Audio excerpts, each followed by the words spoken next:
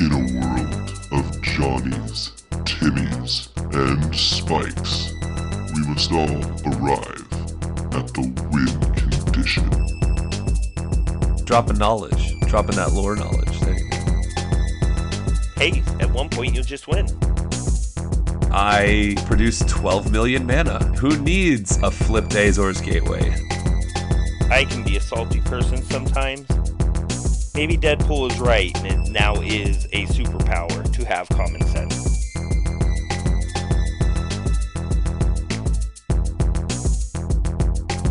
Hello again, and welcome back to the Win Condition Podcast, your source for lore, news, and brews in the Magic the Gathering community.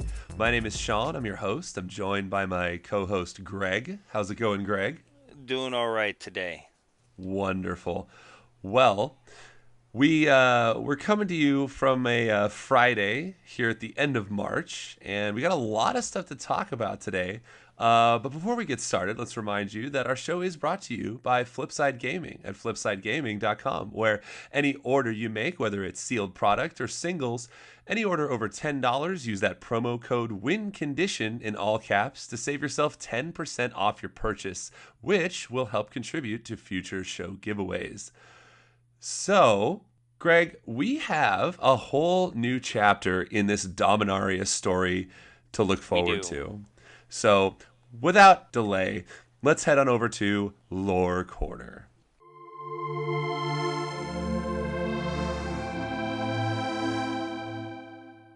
We start off with Joyra and Ziva. They're at the shore looking at the weather light, and they're starting to investigate it to make sure that, of course, it's workable.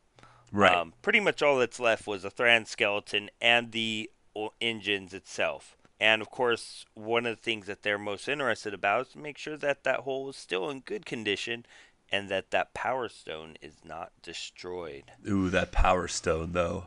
Mm-hmm. So as they're looking around, Joyra lets loose her mechanical owl that she can share her sight with to overlook it, and just kind of sets up and looks over the entire ship, making sure that it's in good condition. They can still continue working with it and rebuild it. And, you know, it's still cool. They're just so happy with it. I mean, she's excited. I mean, anybody like myself would be too. And they go in talking a little about her private vessel, the Bark, and how it just looks normal, but it's still a mechanical marvel. Still not as good as the Weatherlight. And she's talking about now she just needs her crew. Of course, she misses Karn, Venser, and all the others. And at least she knew where Teferi was. And maybe there's Joda. Probably not. So she sets off to go find him. Not sure of who. Before she leaves, though, an angel comes down from the Church of Sarah. Her name was Tiana. She seemed pretty happy. Joyra detected some air of sadness about her. Apparently, after some looking, they find out that she was a guardian angel with nobody to guard.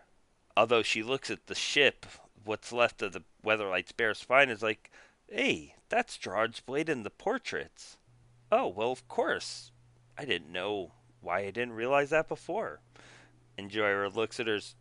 You're not only glowing, you're smiling. Is that okay? Tiana's like, yeah. Sorry about that. It's just something I don't do too often.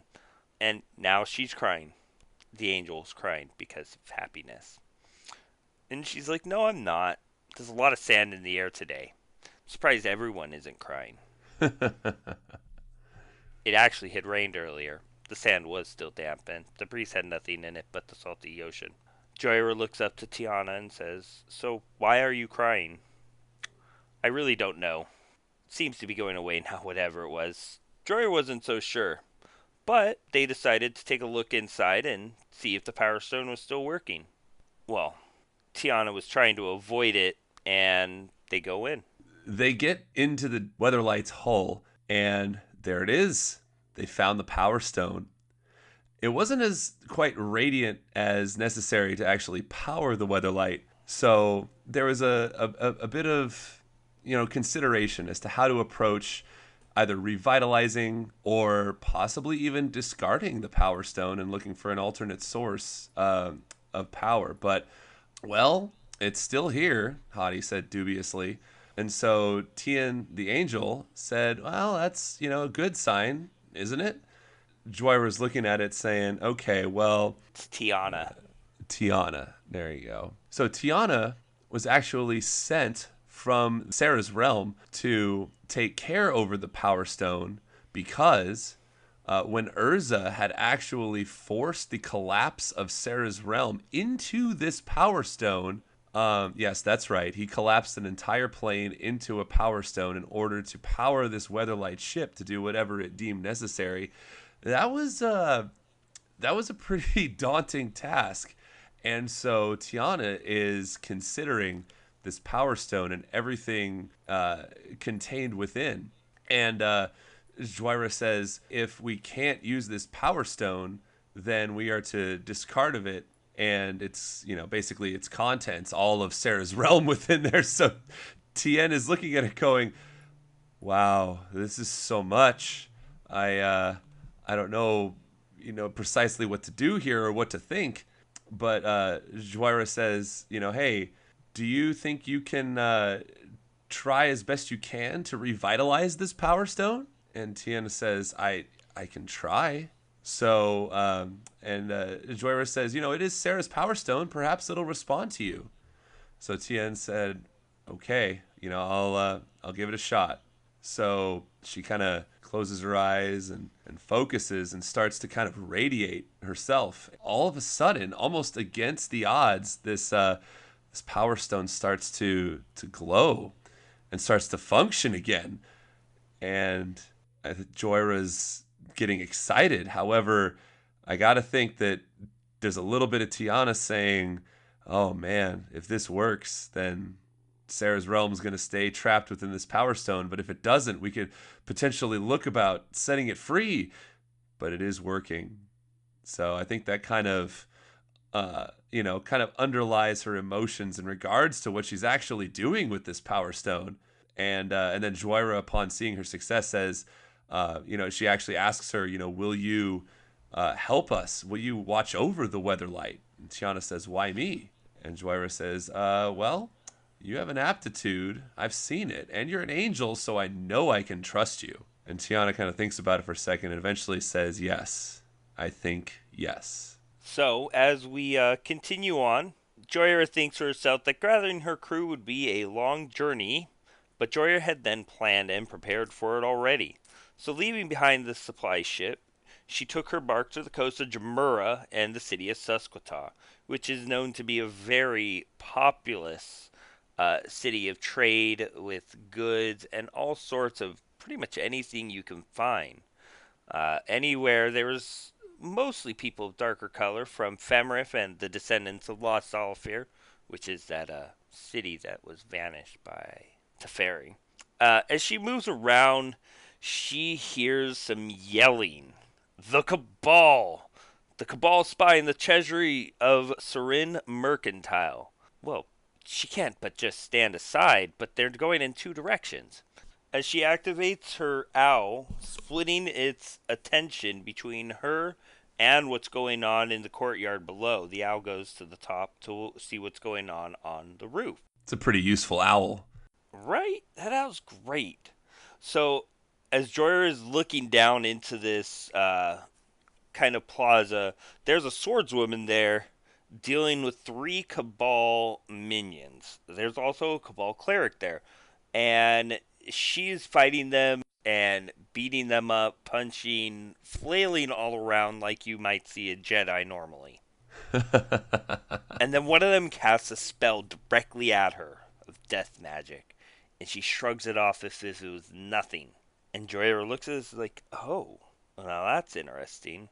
As she turns over the side to one of the Cabal minions, rolls on its back, and then takes a chunk out of another one's neck after killing both of them. Yelling, are you done? Of course, they aren't done. They had to have been using dementia magic or something, but it wasn't doing anything to her. Then the owl's gaze focused in and saw as the spell struck her, not a shield, it just kind of flung off, like I said before. Oh, she'd found her quarry. She called the owl back and started for the stairway. As she gets down there, several city guardsmen ran out. Shauna Shise, what happened here? Of course, what does it look like? The Cabal agents trying to get the merchants' route maps so they can attack our ships and caravans. They do forget that they were common thieves. The demon Belzenlock wants to rewrite the history of the world with him at the center of every dark act, including the fall of the primeval dragons. You know your history, Shauna. Joyra did know her history, having caused a great deal of it herself. And your moon to magic? The cleric's dementia spellcasting had no effect on you. Oh, it's a family trait. I know. I knew your ancestor. Captain Sisse, I see you carry her sword. Shauna kinda went still and lost and asks, Who are you?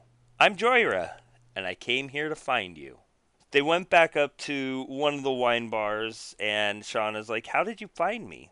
Well, I did keep track of your family. It's kind of hard to not. I did talk to some of your cousins. They really do miss you. And I miss them. But all my life I've heard about my ancestors, tales of lost Alfir. I got tired of living under the shadows. I decided to make use of my inheritance. I have so many questions. If Shauna agreed, they would have plenty of time to discuss the past. But at first, I have answers. But hear my question first. Would you consider serving on the Weatherlight? Shauna laughed. If it still existed, I'd consider it. Jorah looks and it goes sober. I'd consider it an honor to follow in the footsteps of my ancestors to serve as she served, if the Weatherlight existed. Jorah raised her cup. Then I would consider it an honor to have you on my crew. Ha! And we begin to see the crew assembling. Joyra continues with Shauna, and they reach Benalia City. And I think we know who she's looking for, or at least the descendant of in Benalia City. So she's looking for a descendant of Gerard Capuchin. And she was very excited and expecting the same result as she got with Shauna when she encountered Danitha Capuchin, who was distantly related to Captain Gerard. But unfortunately for Joyra, Danitha's answer was no.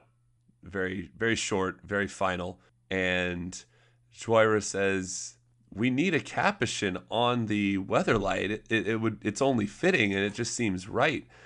And Danitha brings up the point of, well, with the infiltration of the Cabal and their widespread influence, it's only right for me to stay here and guard my homeland. I am a guard for Benalia, and it would be wrong for me to leave.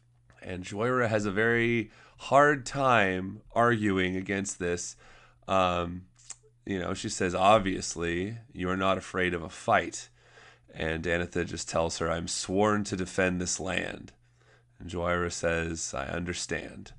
So, unfortunately, she will not be able to bring Danitha. But, all of a sudden, she hears, what about me? And Joyra turns around, and she sees a very young male youth who says, I am a Capuchin. I'm Raph. I heard everything. I want to go in my sister's place.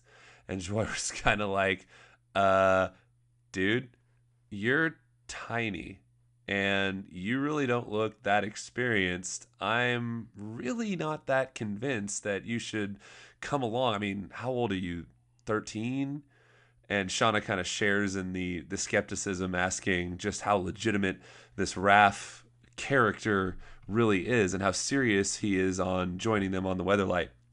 But Raph mentions he is a mage and wants to utilize his mage abilities to help them and their crew to follow in his ancestors' footsteps. So Joyra wonders, is he any good? Kind of looking over at Shauna, and they're both kind of skeptical. But Raph conjures up an illusion of the Weatherlight. And while lacking in some minute details, it definitely appears to be the Weatherlight flying in the air. Quite a respective spell, quite a good illusion. But as they're gazing upon this illusion, they are nitpicking. They're saying, "Oh, it's a bit translucent. I can kind of see through it still. I'm not totally sold yet." And so they say, "He's not bad." And they turn to each other and and they're kind of discussing back and forth whether or not to take him. But Joira, upon realizing that she wants to have a Capuchin along on the Weatherlight, and Shauna saying, okay, I guess it's your call, Joira says, I might have to take you along with us. And Raph says, oh, well, I come with the endorsement of the great Archmage Joda. He even says I am one of his greatest students. And Joira looks at him and goes, bro, I don't think you know who I am. Joda really did not say that about you, did he? And Raph looks at her and goes, oh, you knew him? Okay, no, he didn't say that. But I am good. And Joira kind of goes, well, we do need a Capuchin, and you are a pretty good illusionist, so come on. Make haste, pack hurriedly. We've got a long way to travel. So the recently assembled crew of Joira, Shauna, and Raph return to the Weatherlight as they are constructing it back to its full potential, and it's coming along well. And as they approach, they see Tiana alongside a vampire. Why would they have a vampire? Why would Tiana have a vampire next to her? This makes no sense. And as they approach, the vampire came with Tiana to meet them. And Joira says, I take it everything is going well? She nods to the vampire, who is clearly a vampire, except he was dressed as a knight of Benalia. And no one seemed to be wary of him. She says to the angel, is there anything you'd like to tell me? Nudge, nudge, wink, wink. And Tiana says, well, yes, this is Arvad. Arvad drops to his knees and offers Joira the pommel of his sword. I swear to serve at your side, Captain Joira. He seemed perfectly sincere.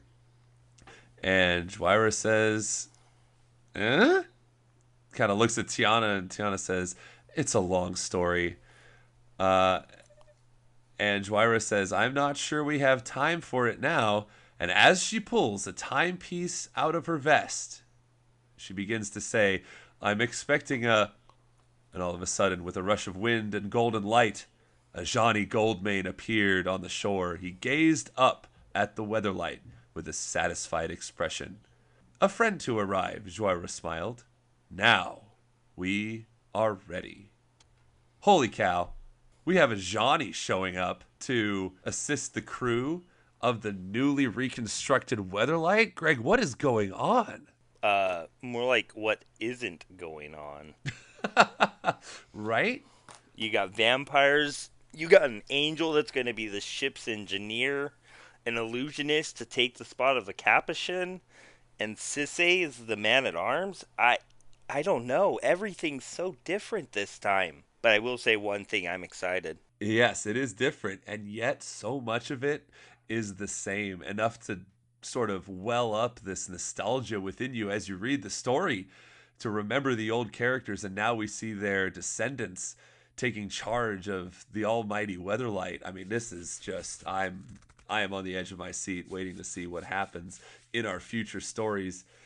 So, Greg, let's take some time right now to discuss what we may be seeing in the future of this Dominaria storyline. I mean, we have 12 episodes to look forward to.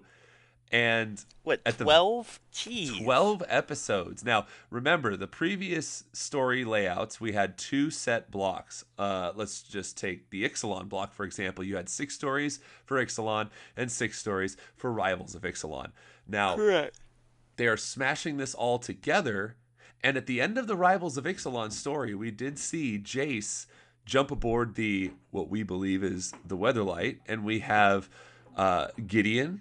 We have Jaya. I mean, obviously, supposedly, I believe it's Jaya. But we still have a lot to undertake before we actually see that scene take place. What do you think we could see in the episodes to come? Well, I think that Gideon and Liliana are going to try to take on Belzenlock alone. In this, they're going to fail in doing so, and they're possibly going to get reunited with the Weatherlight, or united with the Weatherlight. It's very interesting that you say they're going to take on Belzenlock alone, because in the snippet we saw at the end of Rivals, we had Gideon aboard the ship Weatherlight. We did not see Liliana. If they are to undertake attacking Belzenlock, maybe something bad happens to Liliana, and Gideon has to leave her behind. Also, I don't know. You heard about the Planeswalker survey, right? I did. Did you see that artwork? Ooh, no, I did not get a chance to see it. There is a new elf Planeswalker on Dominaria, potentially. Oh my goodness.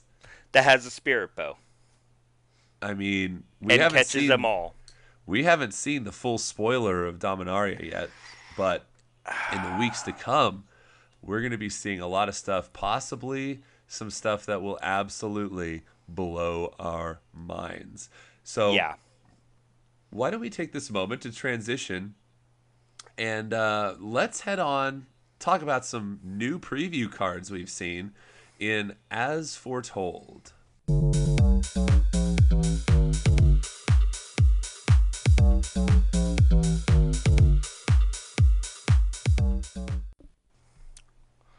Now, with few of these, we've gotten them already, but they've given us art to go with them.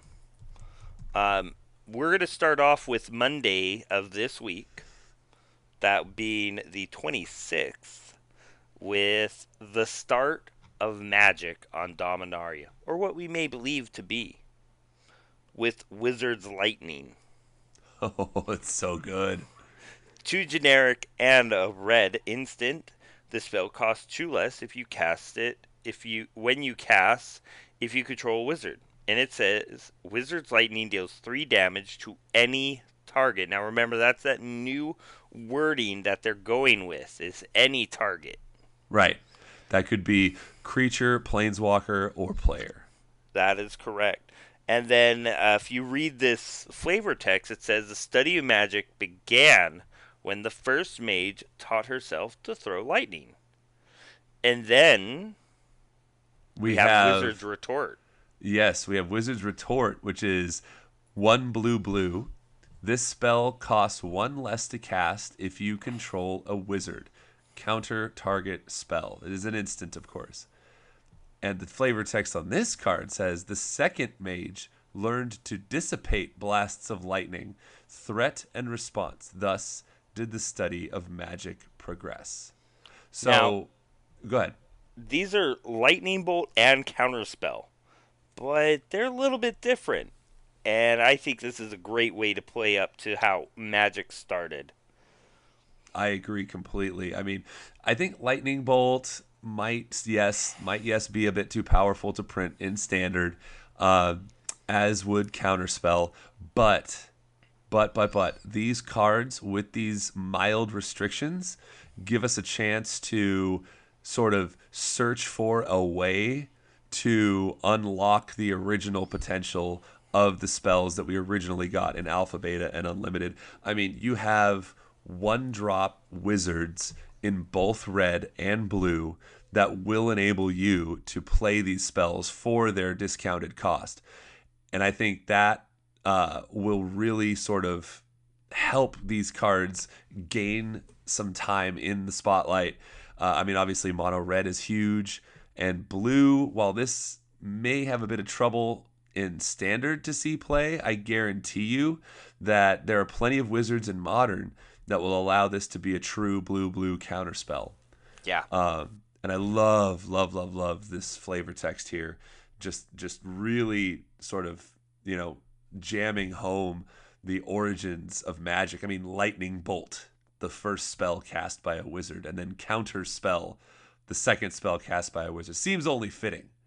So it really does. Yeah. Really hitting hard on the functionality as well as flavor with this Dominaria set.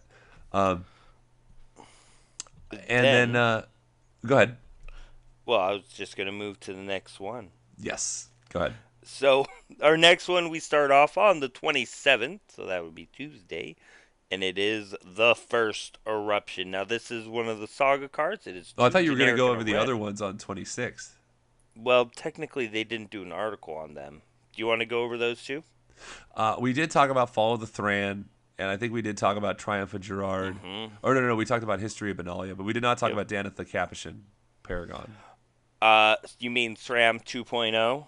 Yes, exactly. So, do you want to start us off on this one? I will go to this one. So we got Okay. one other spoiler here that we got released that was not from the mothership. This came from YouTube, and that is Danitha Capuchin Paragon, which we know from the story. She's Yes. 2 generic and a white, legendary creature, human knight, a 2/2 first strike, vigilance, lifelink. Nice. All the Capuchin things. But, as I said, SRAM 2.0, aura and equipment spells you cast cost 1 less to cast. So it makes a lot of these things easier to play. She goes great in any type of enchantment-based deck and or an equipment deck. I think that she goes alongside Pure Steel Paladin very well. I mean, Yes. let's say you wanted to drop Pure Steel Paladin on 2, Danitha on 3. Now, any 1-drop equipment spells you can play for free. And if you're metal crafting, you can equip them for free. They just seem like a match made in heaven. And if you're running Danitha as your commander, I'm sure Pure Steel Paladin will be in your deck as well. I think so, yeah. So, and then we'll You move want to take along. us to the next one? Sure. And then we'll move along to March 27th here. The next day, we got the first Eruption, which is a saga enchantment for 2 and a red. And chapter 1, when it receives its first lore counter, it deals 1 damage to each creature without flying. Its second chapter, add red, red. And its third chapter, sacrifice a mountain. If you do, the first eruption deals 3 damage to each creature. Now, I actually really like this card. I think that in standard, especially in a big red deck, if you're playing the first eruption on 3, then that will do very well to lead you into a free, yes, free, turn 4 Chandra. And the reason I say that is because its second chapter will add 2 red, and then you can play Chandra and add 2 red with her, essentially giving you 4 free red mana to do whatever else you want on turn 4, which is a huge turn if you're playing a big red deck. You may even be able to drop a Hazaret the same turn you're playing a Chandra. That's insane. What about a Rekindling Phoenix? A Rekindling Phoenix as well. Yes. I mean, you're going to have 2 turns where, let's say, you play a 1-drop. You got your Bomat Courier, and then turn 2, you can either burn something out or play your Earthshaker Kenra. And then turn 3, you play your first Eruption, deals 1 damage to each creature without flying. Okay, your Earthshaker Kenra, your Bomat Courier goes bye-bye. That might not be that good. Maybe a Soulscar Mage. There you go. Soulscar Mage will put -1/-1 counters on each creature your opponents control.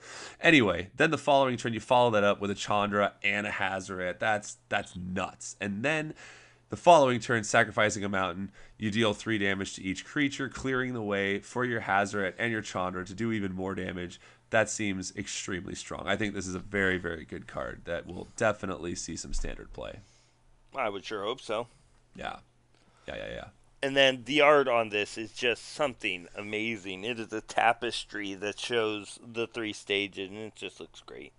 It does. These saga cards, I am digging these more and more every day. I mean, initially when I saw it, I was like, what the heck? Half and half? This makes no sense. And now I'm like, wow, these look so good. And especially with the chapter layouts on the left and the visual representations on the right, it's just so nice. I love it. So the next one we go to is going to be on Wednesday the 28th, and this is Time of Ice. This is a 3 generic and 1 blue. And chapters 1 and 2 both say tap target creature and opponent controls. It doesn't untap during its controller's untap step for as long as you control Time of Ice. Ooh. So if you can remove counters from permanents. Yes. And then it says on the third chapter, return all tapped creatures to their owner's hands. There is so much going on here. I There mean, is. this artwork is something amazing. It is. They talk about this. It's a Kajoran outpost with a field of snow and bodies underneath the snow. Right. And what looks like Levisa Cold Eyes and Darian sitting there in the center. And then you look down to the bottom and you've got Jaya Ballard and Joda. That's a flavor win right there. Yeah, this is so flavorful. I mean, also of interest here, if I remember correctly, Joda was the one that finished off Urza. Urza cleaned out the Ice Age. Yes, correct. With the casting of the world spell, Freyalise right. helped in that as well. Yeah. Yes.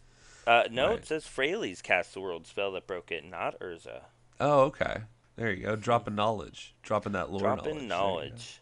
But Right. it's so cool to see the Balduvians and the Kajorans working together here. And let's not forget, Icy Manipulator will be printed in this set. It will be standard legal.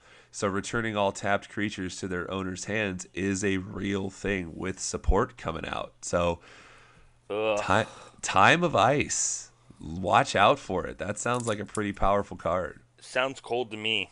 It sounds like a build your own what's that blue? Stasis. No, what's that blue spell? The Overload. Cyclonic Rift. There you go. Build your own Cyclonic Rift. Oh, man. All right. And that was the only one we got for March 28th, my birthday. Hey. And then we move on to March 29th, where we have one that I was extremely excited about, the Mirari Conjecture, which is an enchantment saga, 4 and a blue. Chapter 1, return target instant card from your graveyard to your hand. Chapter 2, return target sorcery card from your graveyard to your hand. Chapter 3, until end of turn, whenever you cast an instant or sorcery spell, copy it. You may choose new targets for the copy. Now, we've already talked about this card, but I just want to reiterate that I think that this is a very powerful card. And at the cost of 5 mana, yeah, it's going to be kind of rough to actually get it out to play. But by that time, you're going to have cards that you're going to want to bring back from your graveyard and powerful enough cards to cast that copying them will be game breaking. So I think the Mirari Conjecture will definitely be a good card. Maybe more in the Brawl or Commander formats. Maybe not so much in Standard, but I like it nonetheless. I think it's great. Yeah, it's really cool. Yeah.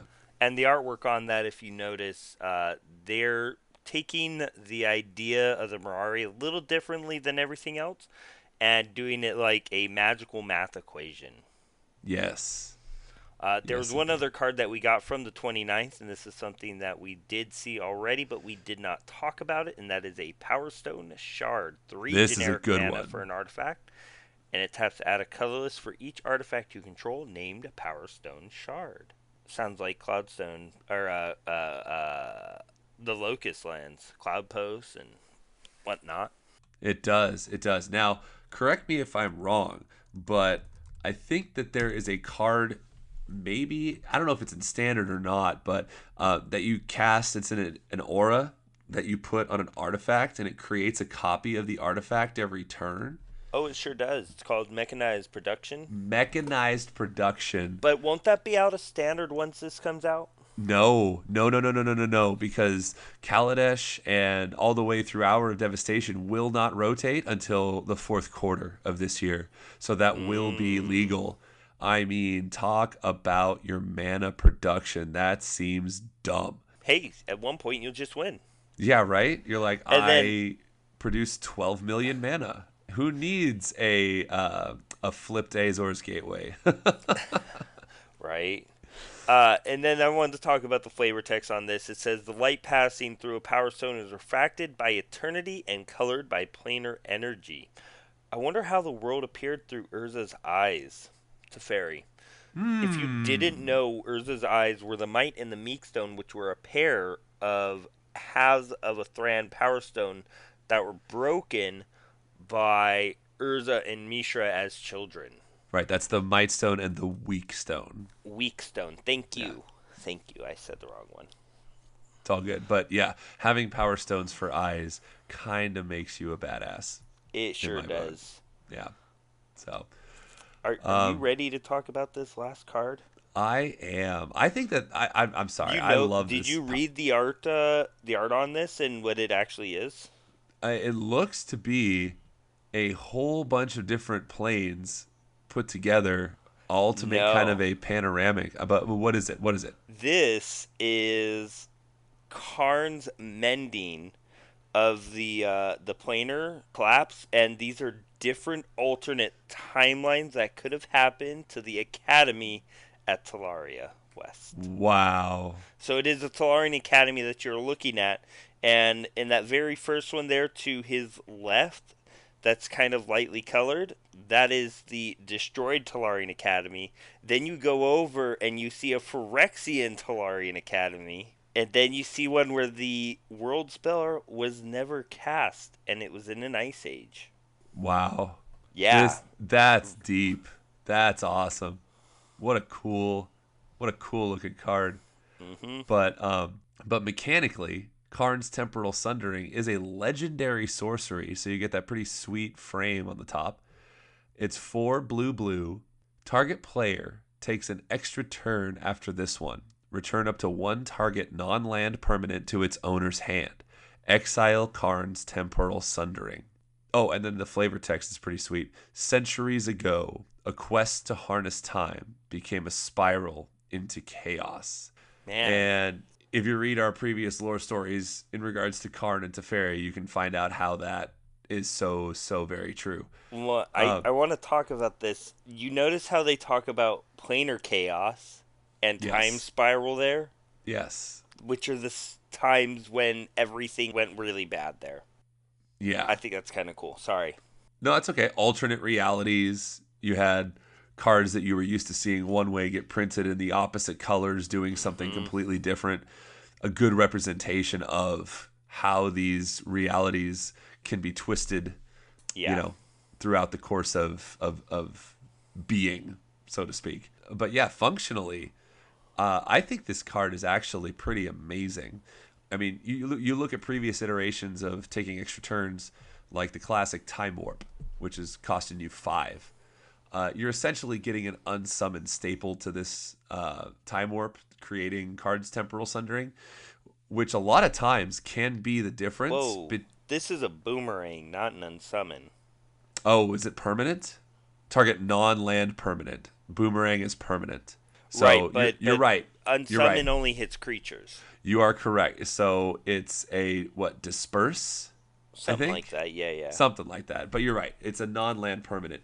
So you can get a planeswalker, you can get an artifact, enchantment, vehicle, whatever you want back to your opponent's hand, which, like I said, can be the difference between getting in for the win or, just smashing up against defense so that your opponent can turn around and win the game the next turn. Yeah. So again, legendary sorcery, so you must own a legendary permanent in order to cast this spell. But seeing as we've only seen half of Dominaria and the prevalence of legends, I think you might be able to cast this without worry, hopefully. Yeah, I think so. So, well, these cards, Greg, are so incredibly flavorful as well as powerful. There's a lot of people saying that this Dominaria set could be one of the most powerful sets we have seen in a long time. Yeah. I mean, you have the inclusion of Llanowar elves. You have lightning. There's just so much. I mean, even the Steel Leaf Paladin, that thing's bustedly good. Oh, the Steel Leaf Champion? Champion, thank you. Yes. I mean, green for... Oh, we talked about that already. Yeah. Yeah. There's so much good here. There really is. So if you haven't already, make sure you go out and pre-order yourself a box of this, because everything from the mythics down all the way to the commons is going to be pretty new and pretty useful, and you're going to want to be able to play with these cards. And don't forget, when you pre-order it, you get that Fire Song and Sunspeaker. Yes. Thank you. Promo that you can only get from pre-ordering. Exactly. So make a move. order yourself a box. Pre-order yourself a box, which will be available for pickup on pre-release weekend this year. If you haven't already heard, they're doing a new thing this year where if you pre-order a box, you can pick it up on pre-release weekend. You don't have to wait till it's actually released, which is pretty cool because it'll get you the cards that much quicker. It'll let you brew your decks that much faster. Plus, with the inclusion of this new Brawl format, there's just so much to do. So you better save yourself some time and pick it up on pre-release weekend. Yeah. Yeah. Yeah. Have some fun. Don't go too nuts. Don't go. Speaking of not going too nuts, Greg, we have a very serious issue at hand here. This last week. Did somebody die? We were privy to almost. We were privy to a very serious offense in the world of Magic the Gathering.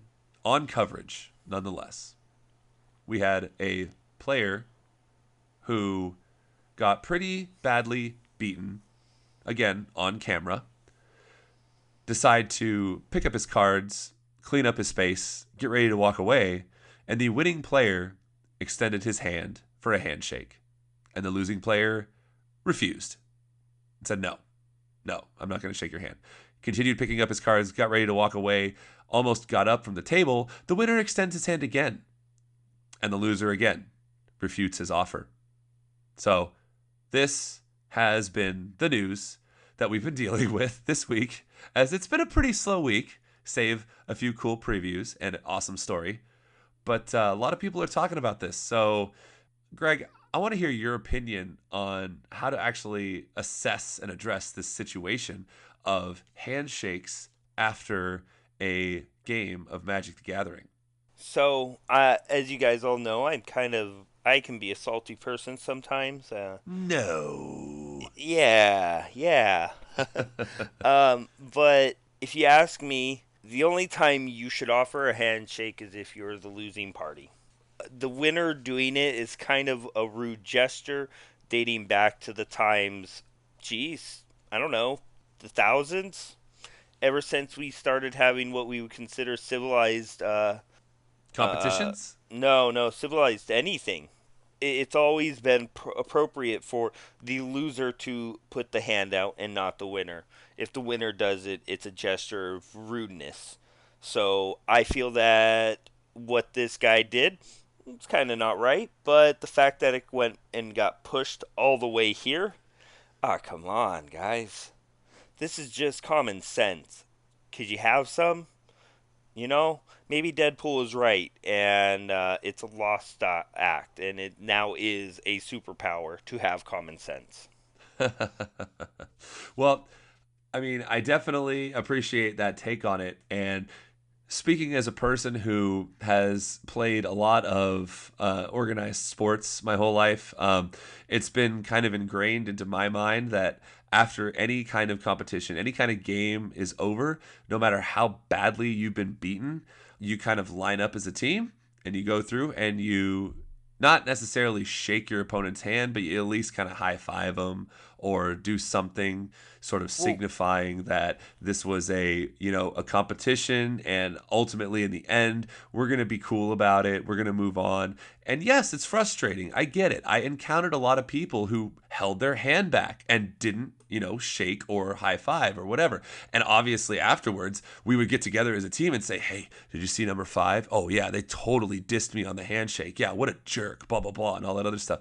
So I mean, just speaking from my own personal experience, I have always been conditioned to offer some form of handshake or appreciation for the competition after it was all over. So in my mind, if anybody, winner or loser, were to extend a handshake, I would accept it, I would return it, even if I got severely beaten, because ultimately to me it is a game. And yes, I can get salty, but not too salty to the point where I'm not going to shake your hand over it. I mean, that's just me personally. That's an interesting take, because I agree. In a sport, it would be a mutual handshake, but in a lot of times when it's a one-on-one competition, it's seen a little bit aggressive. I don't know. When you see fighting competitions where it's boxing or MMA, usually there's no real handshake at the end. It's just the referee comes up and raises whoever wins. And sometimes there is. But I still feel like it's something that should be coming from a position of the loser more so than the winner, because a lot of times it's the winner. Like let's say that in your history doing volleyball and the opponent's team just kind of gets out there and puts it in your face, like they're high-fiving you really hard or something like that, it's not going to make you feel good. No, that's You're not going to be true. happy. And I I mean, imagine you already had something like that happen before.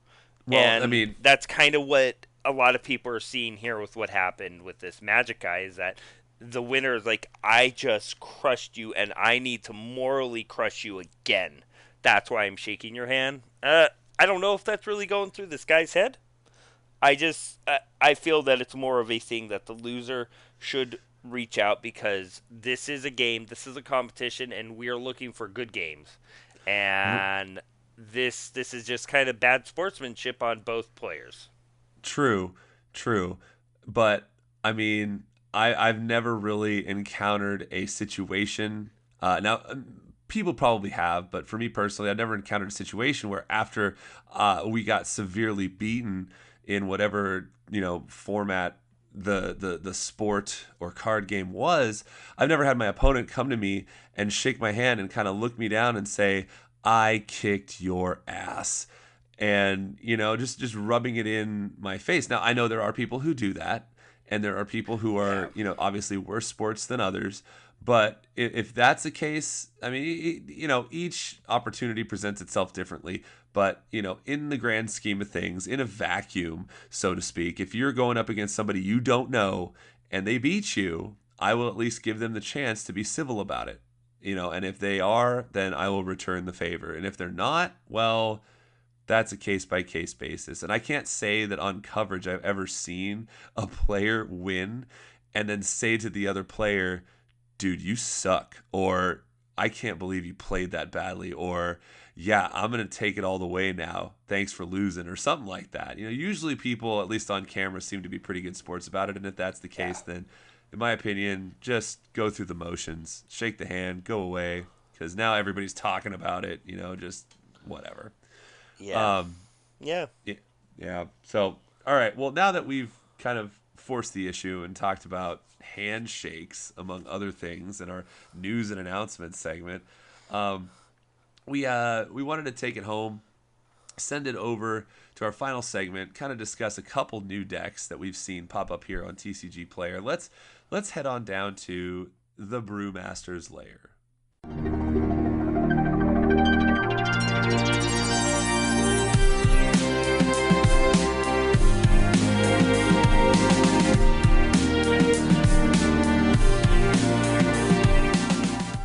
See, now you've got to have a sound where it's just kind of filling up of a mug. Maybe we do, and you just wouldn't know it because you never listen to our podcast. Oh No. No. All right, I'm going to start doing that. Oh, man. I think All I right. say that all the time, too. Yeah. It's like a thing for podcasters. Like, one of them listens to everything and the other listens to nothing. Yep. Oh, yeah. Yeah, that's like show notes. Who reads them? I've actually started putting timestamps in the show notes about what we talk about, but nobody probably knows that. Nobody reads them. So, I mean, anyway. That's how I feel with notes on my orders when I deliver them at work. Oh my gosh. All right. Well, let's kick things off here. I think the thing that we really wanted to kind of dive into, there's some interesting new decks here on the latest 20 modern deck section of TCG Player and the deck segment. But also, Greg, I wanted to show that New Perspectives is not dead. No, it is not dead yet.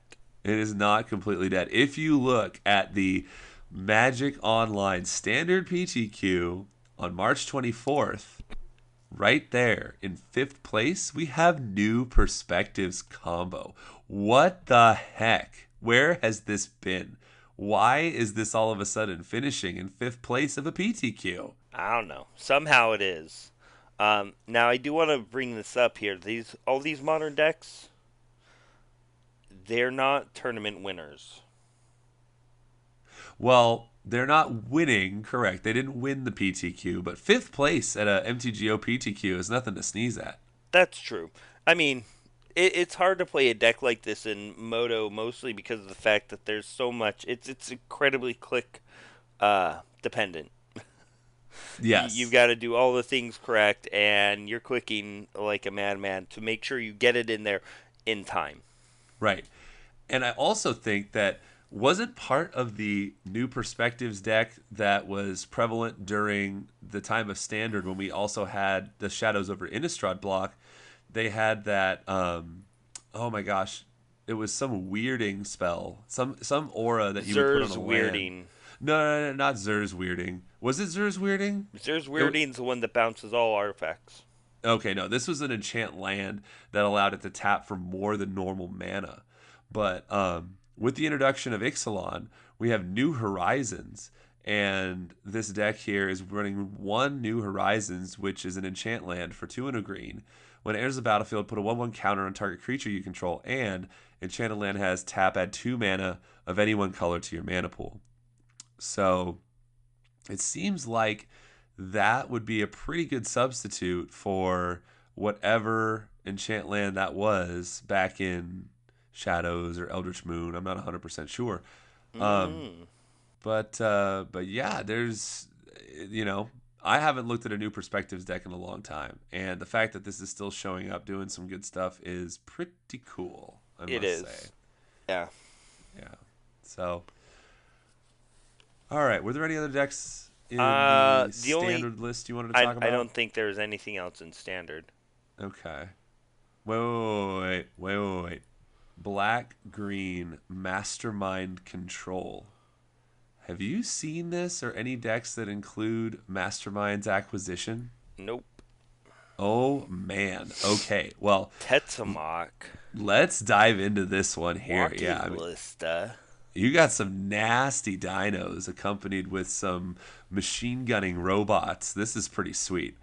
So, what this deck wants to do is essentially you got the 4 Vraska's Contempts and the 2 Doomfall, the 3 Fatal Push to control the board. You're going to have some removal here.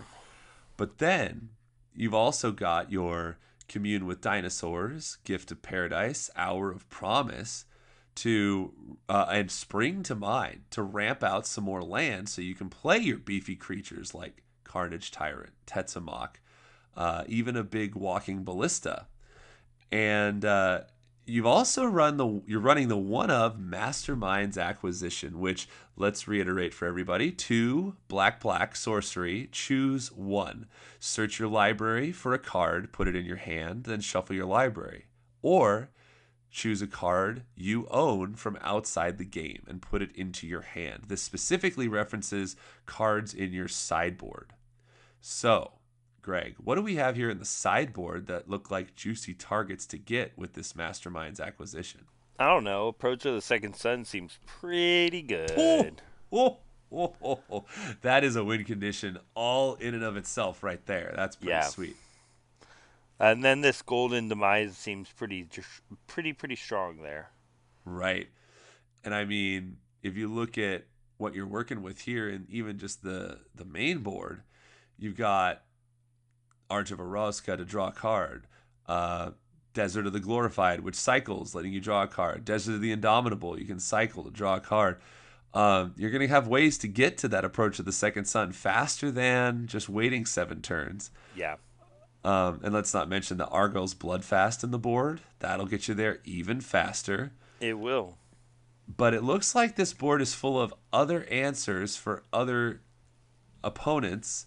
Like if you're going against tokens, grab a Golden Demise. If you're going against control, grab a Duress. But that's just super sweet to see Mastermind's Acquisition take a role in a standard deck. That's just awesome. I love it. It is pretty good. Yeah. Okay. So let's move on from standard and look at modern. I think you hit the nail on the head with this deck that it seems so interesting, and it is Mono Green Belcher. And who made this deck? This deck is brought to us by TMS Wedge. Straight out of the Mana Source himself. Now, what this deck focuses on, it only runs 7 forests. It does not have a sideboard as of yet. And the idea behind this deck is to ultimately get out a couple of cards, mainly a like Search for Tomorrow or Traverse the Openwald, Utopia Sprawl, Chancellor of the Tangle, any number of these cards, so you could get at least 1 mana on that starting turn, and then just start pulling lands out of your deck. Then ultimately you draw that Goblin Charbelcher, whether it's from an Ancient Stirrings or you just draw it, and you play that out to a great effect so that you can Charbelch them when you have no lands in your deck, and you just throw your deck in their face. Right. I mean, you're like you said, running the 7 forests, so you're really, I would assume, ultimately hoping to just have the 1 forest in your opening hand, but you've got so many 1-drops that create a versatile enough environment where you're going to be able to give yourself more mana for turns to come. Yeah. Not to mention that Chancellor of the Tangle in your opening hand will add an extra green to your mana pool, so you'll be able to suspend that Search for Tomorrow or play that Traverse the Uvenwald. So many of these spells will allow you to go and search up a land. So by the time you're able to play that Goblin Charbelcher, you've only got maybe 4, maybe 5 forests left in your deck. Yeah. And well, I mean, actually, by that time, you probably only have 2 or 3. I mean, to do Charbelcher, it's a 4 and a 3, so you need 7 mana to do that. And the only Right. way you're going to do that in this deck is to have 7 lands out. Right. So I have not seen the word Charbelcher in a modern deck as long as I can remember. So this is really cool. It's been quite some time, yeah. Yeah, the fact that this is taking the cake. And I mean, let's not say that, I mean, not to, step on any toes, but if you were to run something like Stomping Grounds instead of a forest, because Charbelcher's text, let's read it here. For 4 mana, you get an artifact that says tap 3 and tap it. Reveal cards from the top of your library until you reveal a land card. Goblin Charbelcher deals damage equal to the number of non-land cards revealed this way to target creature or player. If the revealed land card was a mountain, Goblin Charbelcher deals double that damage instead. Put the revealed cards on the bottom of your library in any order. So if you're running a Stomping Ground, that'll double that damage if it gets revealed upon activation. Sean, you're forgetting something. What's that? You need 7 mana to drop and activate. I mean, the chances of you really not having any lands in your deck when you activate that Charbelcher are extremely high. Yes, absolutely. I mean, turn 5, let's just say turn 5. Turn 4, you have probably searched your deck 4 or 5 times for lands. Right. And it will be hard for them to get less than 20, even with it out being forests. Right. No, I think you're mountains. absolutely right. The combination of searching for lands as well as ramping you up with Utopia Sprawls, it just makes it so possible that you're going to Charbelcher before turn 7, and have virtually very few forests left in your deck. So you're right. Just activation alone will be enough to probably kill your opponent, who would be playing fetch lands, shock lands, probably doing damage to themselves, making it much easier for you to kill them. So super sweet. I haven't talked about a Charbelcher deck ever, so I'm just super excited to see this deck pop up here. It gives us something new and fresh to talk about. So that's pretty cool. But other than that, nothing else seems too surprising. Well, I just have to mention this because of its name. It just seems so nice. We have a blue-white deck here called Wipe My Sarcophagus, Please. And I can't help but talk about this because of its title. This is a blue-white cycling deck, very similar to ones that you've seen in Standard. However, the wiping aspect is pretty amazing because it's running 4 Day of Judgment, which is a 4 mana white board wipe. So 2 white, destroy all creatures, which is more efficient than any other board wipe that we have in standard currently. Save a few corner case scenarios. You have end hostilities, which is 3 white, destroy all creatures and all permanents attached to creatures. That includes auras and equipment. You also have 2 planar outbursts, 3 white, destroy all non-land creatures, which also has awaken 4. So 5 white. You can cast this spell for 8 converted mana cost. Also put 4 +1/+1 counters on target land you control, and it becomes a 0/0 elemental creature with haste. It's still a land. So you wipe the board, creating a 4/4 creature on your side with haste that you can then beat in on the same turn. Aside from that, I mean, you've also got the Monastery Siege here for some card draw, but it's a very much standard cycling deck along with the wiping. So that's pretty cool. I love the name of this deck, obviously. And then, if you go into the sideboard, 3 Baneslayer Angel, which may be replaced by that new Angel in Dominaria when we get there. 4 Blind Obedience, 2 Cranial Archive, 2 Hixus Prison Warden, 1 This looks like a standard deck that a dude was like, I'm missing some cards. Let me jam some board wipes and other random answers. Yeah. Oh, I can't play standard anymore. I'm going to play modern. But it's still sweet. So, Wipe My Sarcophagus, Please, by Discord.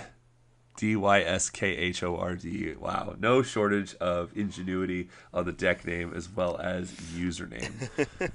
So, all right. Well, we're kind of getting up against it. Greg, were there any other decks that you wanted to talk about? No, they're all pretty much run-of-the-mill. Everything else is the same.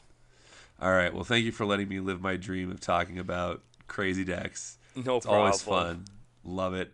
And that'll about do it for us this week here. Want to remind you guys that the show is brought to you by the win condition. What? We represent ourselves. We represent the Lollipop Guild. Right? Oh my god. This show is brought to you by Flipside Gaming at flipsidegaming.com, where you can order any sealed product or singles, and any order over $10, use that promo code WINCONDITION, save yourself 10% off your purchase, which will help contribute to future show giveaways. All right. Well, you know what you can get from Flipside Gaming right now? What can you get, Greg? What can you get? Pre-order Dominaria. Oh, not only that, but you can get a Fire Song and Sun speaker. Is that only if you go to local game stores and buy it, or if you order online, you can get that too? I'm not sure either. I know we said that actually in our last episode, so apologies if that is inaccurate. You might want to contact Flipside Gaming to see if that is in fact a thing. But yeah. Anyway, all that being said, Greg, where can these fine folk on the internets find you? You can find me on Twitter at NoobSlasher2003. And you can find me on Twitter at MTG_Sean. The show is at The Win Condition on Twitter. You can email us at thewinconditionpodcast@gmail.com. Check out our Instagram at TheWinConditionMTG. And yeah, all that being said, Greg, thanks again. Always a pleasure. Always. Yeah. And we will talk to y'all next week. Have a great week, guys. Enjoy your Easter.